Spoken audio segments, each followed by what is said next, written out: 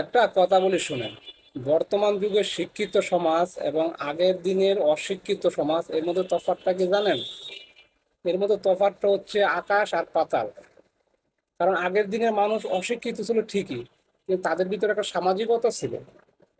আগের দিনের মানুষ অশিক্ষিত ছিল ঠিকই, কিন্তু তাদের ভিতরে একটা আন্তরিকতা ছিল। আগের দিনের মানুষ অশিক্ষিত ছিল ঠিকই, কিন্তু তাদের ভিতরে একটা ভালোবাসা ছিল।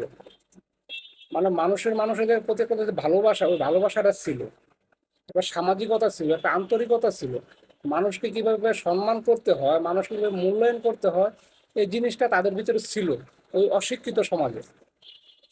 আর এই বর্তমান যুগে শিক্ষিত সমাজ, বর্তমান এই শিক্ষিত সমাজ সমাজটাকে একটা ধ্বংস করে দিচ্ছে। দেখেন, একটা মানুষের প্রতি মানুষের কোনো মায়া মহব্বত নাই। মানুষের ভিতরে মানুষের প্রতি যে একটা আন্তরিকতা, ওই জিনিসটা নাই। মানুষের ভিতরে যে একটা ভালোবাসা, ওই জিনিসটা নাই। মানে তাহলে দেখেন যে আপনি শিক্ষিত সমাজ এবং অশিক্ষিত সমাজ এর মধ্যে পার্থক্যটা কোথায়? যদি একটু মাথা খাটান তাহলে আপনি নিজে বের করতে পারবেন যে শিক্ষিত সমাজ এবং অশিক্ষিত সমাজ এর মধ্যে পার্থক্যটা কোন জায়গায়।